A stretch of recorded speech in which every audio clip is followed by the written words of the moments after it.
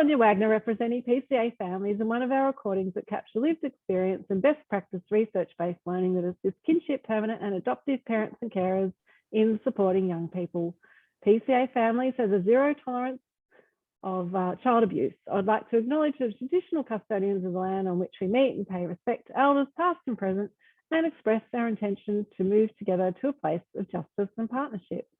Today we are discussing adoption and the impacts of parenthood on adoptees with Dr. Jenny Conrick. Dr. Jenny Conrick is a social worker and Doctor of Philosophy who has been associated with the Social Work Department at the University of Melbourne for over 7 years. She has 30 years practice as a social work clinician, manager and educator in the government and health sectors, providing services to those with an adoption, out-of-home care and trauma experience. Dr. Conrick has been exploring the lifelong impacts of adoption on adult adoptees, in particular, adoptees as parents and the impacts of trauma, postnatal depression, attachment and life transitions. Welcome, Dr. Conrick. I'd love to know more about you and how you came to be involved in these areas of social work. Thank you, Sonia, for the opportunity to speak with you today. Well, my interest in adoption began in childhood with a family friend who had 2 adopted children. And throughout my practice as a social worker in the child and family welfare area, I often met with people who had an adoption experience. Later, I worked for the Adoption Information Service, which was part of DHHS, now Department of Families, Fairness and Housing. And I was struck by the issues that those I met struggled with as adults. And I searched the literature to see what it had to say about working clinically with adult adopted people. And at that time, I found very little information. And there seemed to be a view that being adopted was no different to being raised in a family to which you were born. So the issues that adopted people spoke to me about negotiating throughout their lives didn't seem to be recognised. And although we have thousands of adopted people in Australia, we still seem to understand little about their experiences as they move through life. Mm-hmm. Later, I then worked with Vanish as a counsellor and with intercountry adopted parents. And more recently, I offered consultations to relationship matters around intercountry adoption counselling issues. I have a small private practice in which I work mostly with people who have an adoption or out-of-home care experience, and I currently teach at the University of Melbourne. Great, thank you for that. And you've also recently released a study where you researched women adoptees that became mothers. You identified some really significant revelations. Can you tell us a little bit more about that study and who was included in your findings? Sure, yes. So my PhD focused on women and their experiences as parents, and they were women who were adopted. So after advertising my study in Melbourne's Child, which was a free magazine at the time, and other people heard of the study through word of mouth, I had about 45 women respond, and in the end there were 21 who fulfilled the study selection criteria, which was that their adoption had taken place in Victoria and that they still had children living at home. So of those 21 women, 18 were interviewed and 5 then took part in a focus group, and they were an evaluation group that really looked at the interpretations that I made of my findings and really looked at whether or not that clicked with their experience. I decided to locate the study solely within Victoria, as each state, as you probably know, has its own adoption legislation processes and histories with slightly different impacts on people. Mm-hmm. So I then had these 21 wonderful women to whom I am extremely grateful for their time and the generosity of sharing their experiences with me. Mm-hmm. And the average age of the group who took part were 44 years. The average age of their children was 12.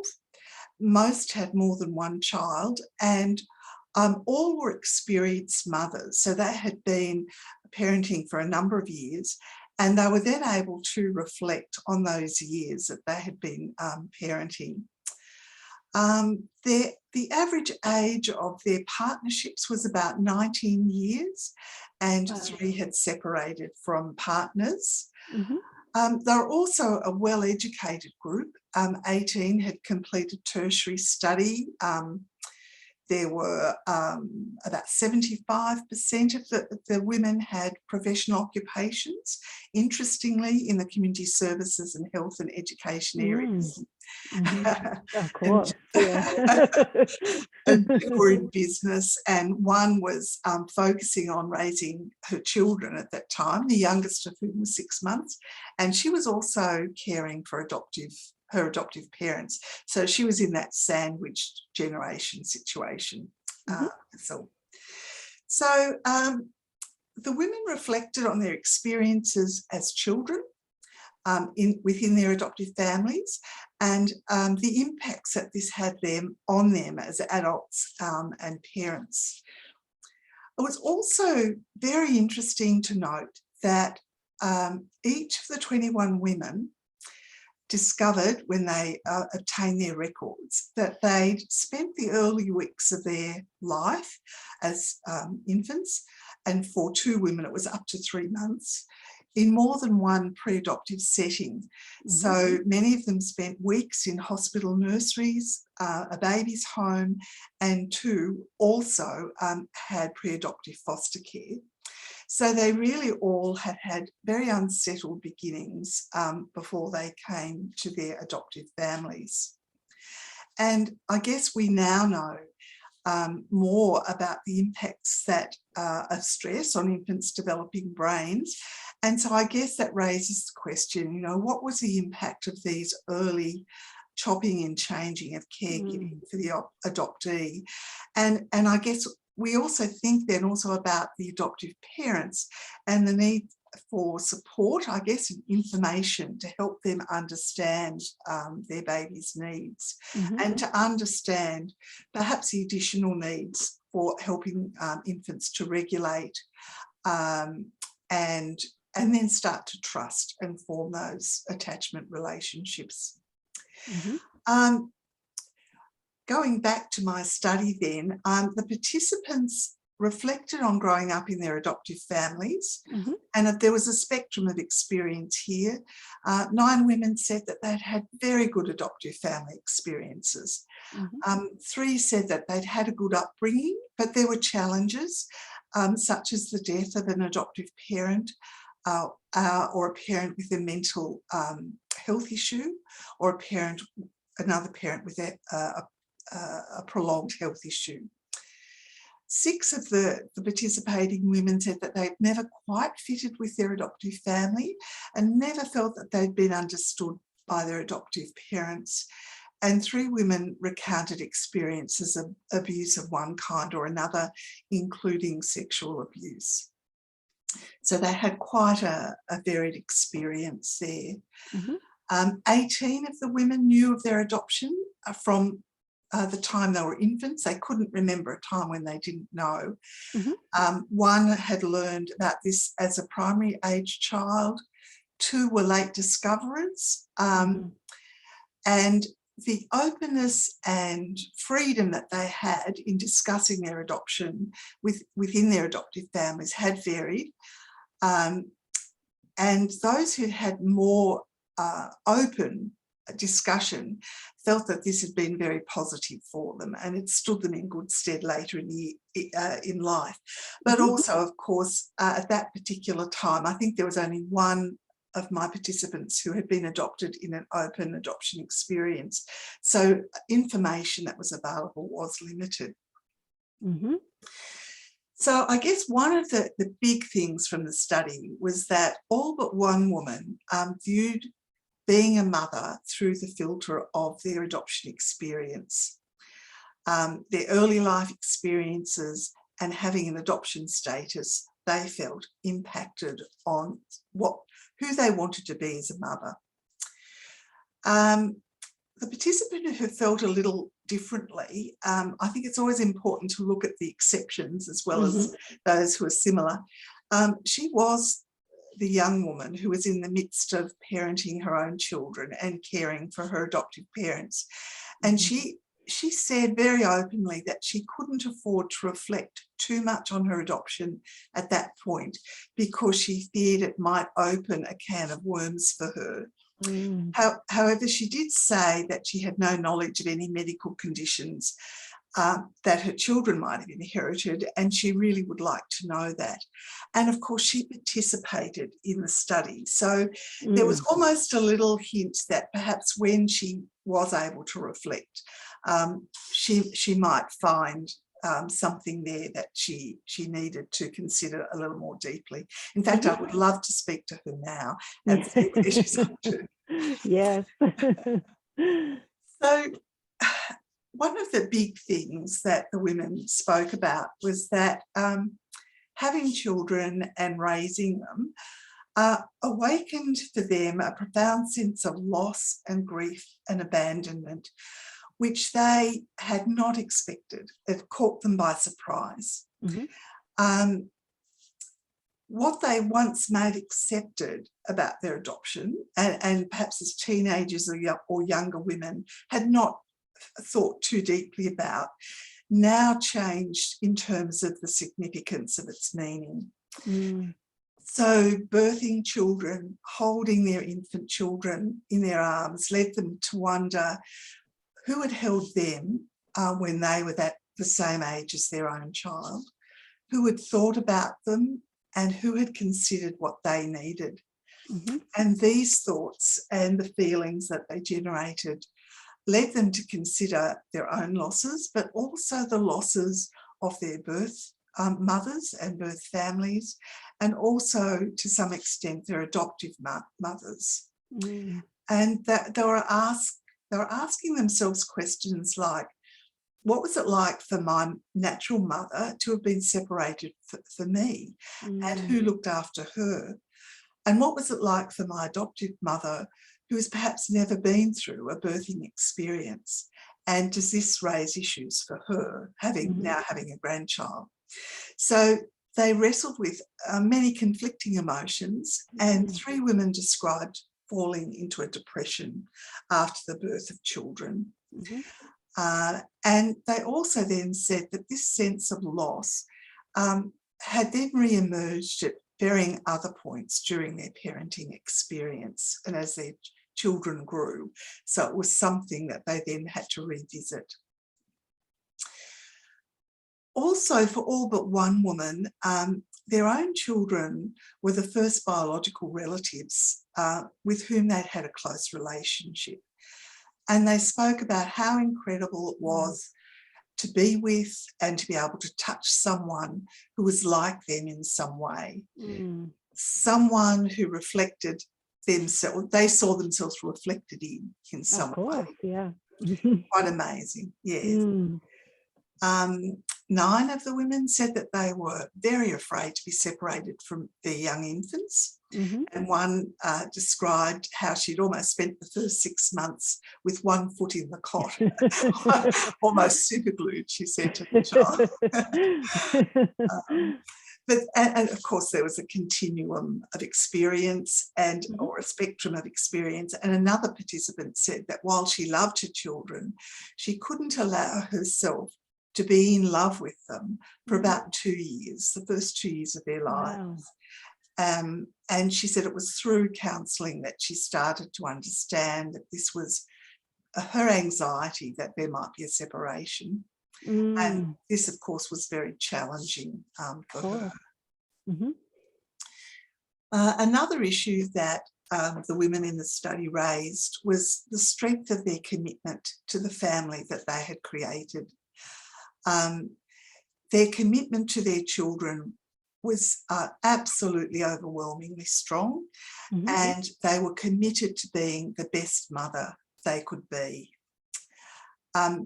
Where participants were separated from their children's fathers, and there were several, they made a huge effort to make sure that their children kept a connection with their father. They felt it was important that the children knew where they came from, unlike themselves. They felt that they needed that information about their paternal family. and the extended family history that went with that, as well as the medical history. And they said that came from them not knowing their own biological backgrounds. The women also placed a very high value on openness and honesty in their relationship with their children and their partners. They believed that the lack of information and or discussion, and some even said secrecy, that surrounded their adoption in their formative years was very significant in them holding this value of openness. They felt as well that it was important that their children were not victims to their mother's experience, but that their mother's experience was going to, they hoped, empower them in some way as they moved forward. Several women saw the family they created as an opportunity to repair their past and to give their children what they had not had. However, 4 participants said that being a mother didn't actually feel a sense of a void that they had within them. One person said that she actually had thought that having children would fill this need or this space within her, but it actually didn't. And that was a sadness for her, because she'd hoped that it would just, I guess, heal that.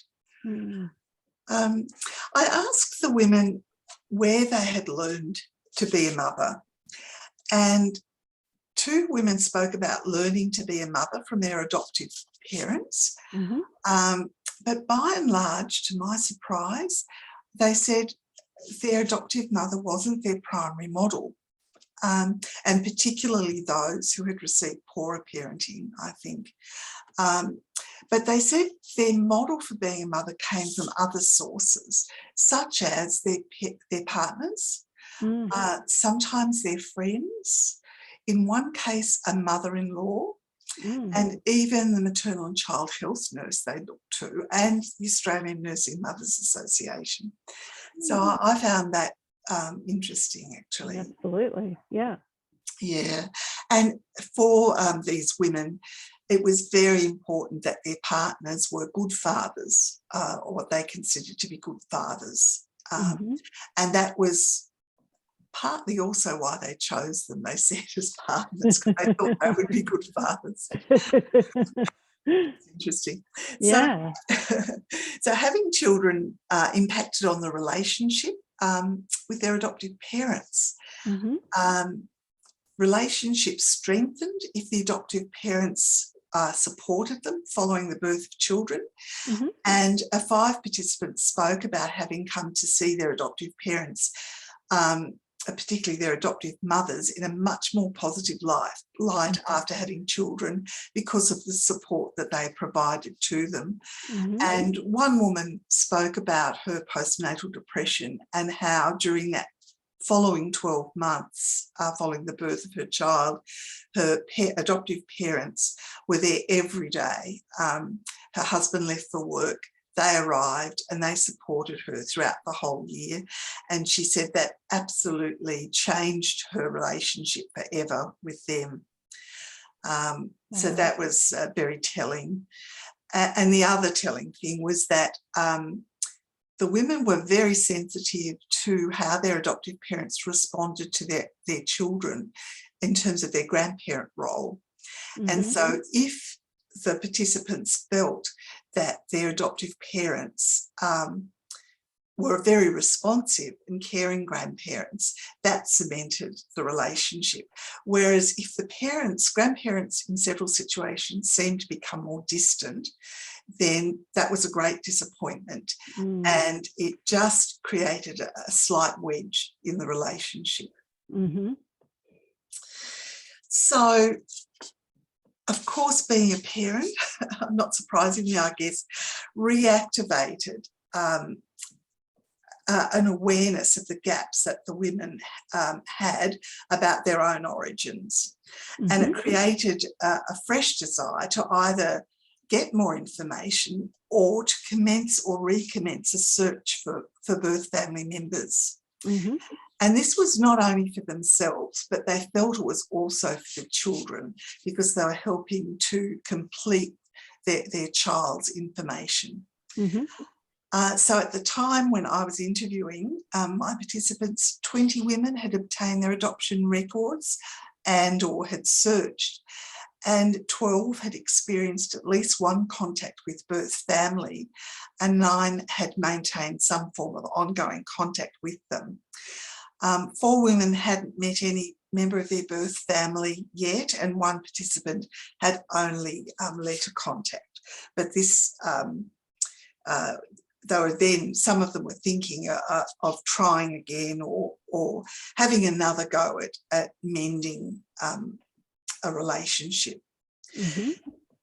Satisfaction with their birth family relationships varied, Mm-hmm. and this seemed to depend on the expectations that everyone had of the relationship, and that was often very hard to establish. Frequency of contact, people had different expectations of that. What they called each other privately and publicly could be a bone of contention. How they would be introduced to others, how involved people would be with the grandchildren was another issue. So there were all of these differences, and there were very easy misunderstandings and hurts that arose because people didn't quite understand the tone of voice or the intention of a particular communication. Silences in contact or slowness in response could create anxiety and misinterpretations about the intent of the other. Yeah. So it was a very sensitive process, I guess. And I guess that was just seemed to be an ongoing thing that was being negotiated. There were 2 who'd had very good contacts, but the others, it was a little more fraught. For the women who experienced unsuccessful searches or reunions, or where contact had broken down, there was really a further sense of loss and rejection for themselves and for their children. And of course, how their adoptive parents responded to their search and their contact was very important. And it varied as to whether my women had told their adoptive parents or not of the search. Some felt there was this conflict of loyalty. Some just felt they could never tell them, or they searched after their adoptive parents had died. But all of these experiences and all of these themes that came from these interviews really talked about the complexities of negotiating these extended family relationships and added layers of fatigue for the women at the time of raising children, holding down jobs and so on. So there were very complex relationships. Another theme that arose, of course, was the impact of all of these, I guess, considerations on the emotional well-being of the women in the study. As I mentioned, several had experienced postnatal depression. I think almost all of them had experienced anxiety throughout their life as something they needed to consciously manage. And they had sought counselling and or medication to help them through with these symptoms. And they were very concerned that their emotional state didn't negatively impact their children's emotional well-being. So that was just another thing for them. Wow. So I guess all of these things together then really spoke to how they were starting to view themselves as individuals, their sense of identity, personal identity. And as well as the usual adjustments that they were experiencing coming from being a parent, they were now asking, where do I fit and where do I belong? Mm-hmm. Yeah. They were reviewing and trying to reintegrate in different ways their adoptive family experiences, understand them from a different perspective, their birth family knowledge, the additional information they've obtained, and their experiences of their birth family. They were integrating the membership to these two families of origin, and then combined that with this family of procreation and all the various extended family relationships that accompanied that. So it's a very complex time, it was for them. And on top of that, also, I don't know how they kept standing sometimes.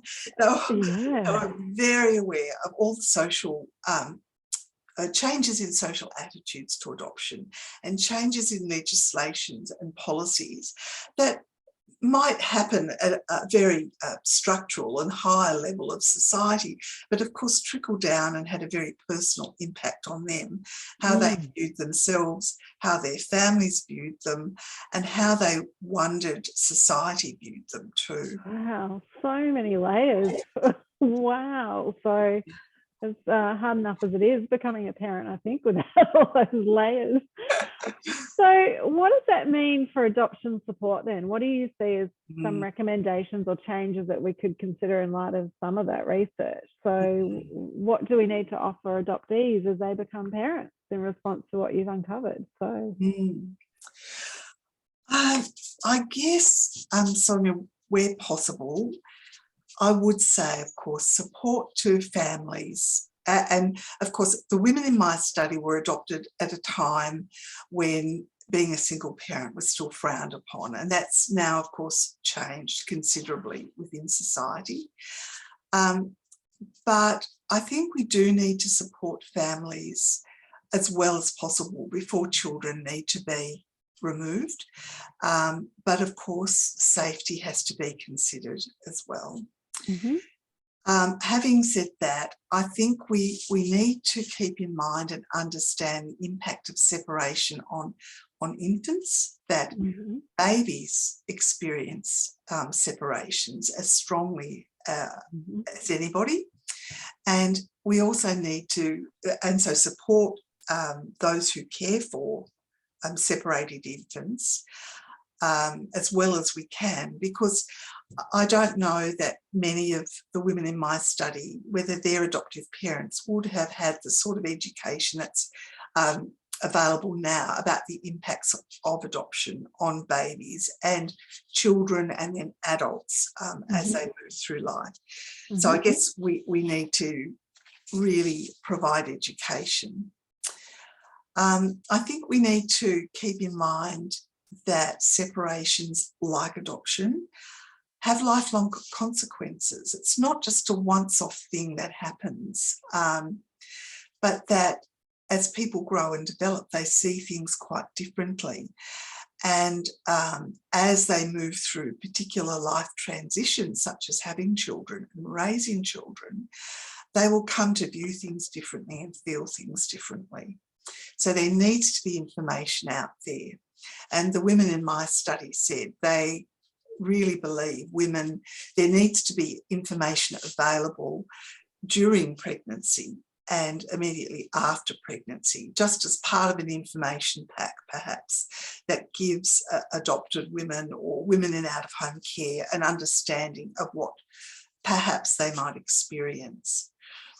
So I think, yes, but I then think services need to be funded as well, because my women had all sorts of issues raised for them, and where do they go to start unravelling and understanding? It's a moment of reflection, a point in time, isn't it? So absolutely, it makes a lot of sense. So well, hopefully we or someone can do something with that one day soon. So When we last spoke, you also mentioned a few of the theories that might be of value in understanding around adoption matters. So I wonder if we could look at those briefly. I know you know I know a lot, so briefly, yes. Yes.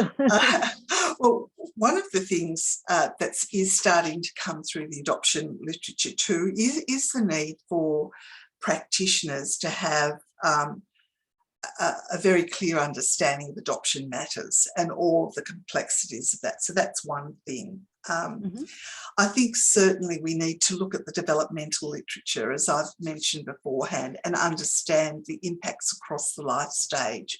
But then, of course, the work of people like Jack Schonkof, Bruce Perry, Bessel Kolk around neurodevelopment and the impact of stress on brain development, regulation and attachment, I think that really can help understand what adults might be left with from childhood.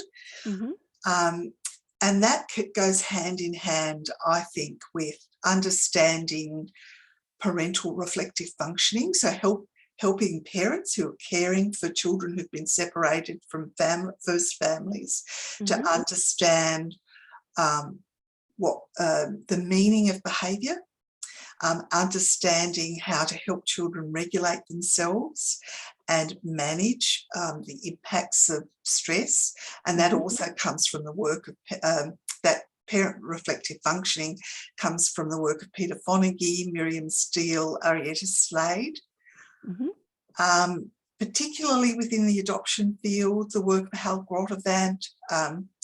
He heads up the Minnesota longitudinal study in the US, and he's following a cohort of adopted people across the life span, and I think his cohort are now perhaps reaching their 40s.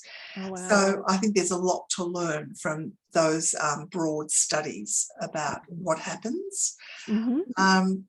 There's another great researcher in America called Amanda Baden, who is herself an intercountry adopted person, and she speaks about microaggressions that adopted people can experience, and it's all of those intended and often unintended remarks or comparisons or throwaway comments that people can make unintentionally or not thinking that can actually have an impact on the adopted person, and just creates that, it just slightly wounds a sense of identity or challenges that little sense of identity that people are developing. Yeah, absolutely. I'm having regret now for something I said to someone in high school. I wish I could take that back. So, and you also mentioned when we last spoke the work of Arietta and her attachment biobehavioural catch-up program. So can we have a little bit of a more look at that and maybe how it relates to Theraplay? Yeah, certainly.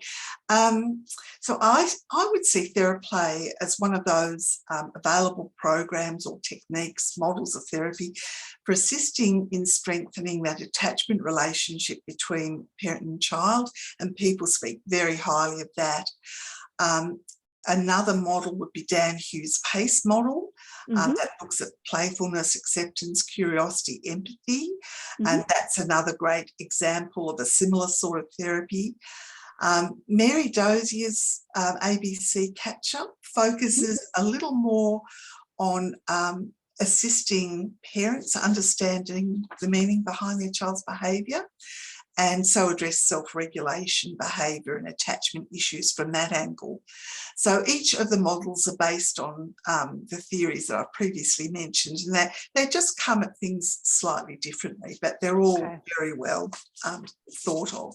Okay, great. Thanks for helping resolve that. So do you have any other thoughts or questions arising out of your research that are important to explore into the future? Yeah, good question. I would love to hear from men about their experiences of fatherhood. And I would love to hear from the children of adoptees about their intergenerational experience.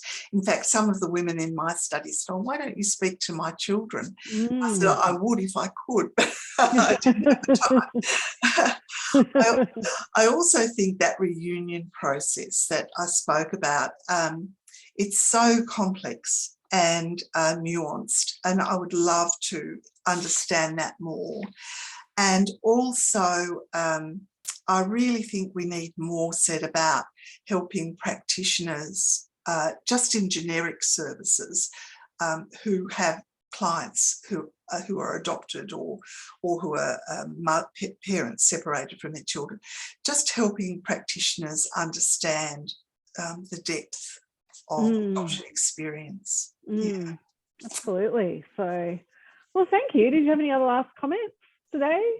No, well, look, thank you for having me and allowing me to share and talk at length. But again, I'd like to just extend my thanks to the women in my study. They, again, were just so generous in sharing deep parts of their lives, and I hope that they have contributed, well, I know they have contributed to the understanding of practitioners and hopefully helped other adopted people as well.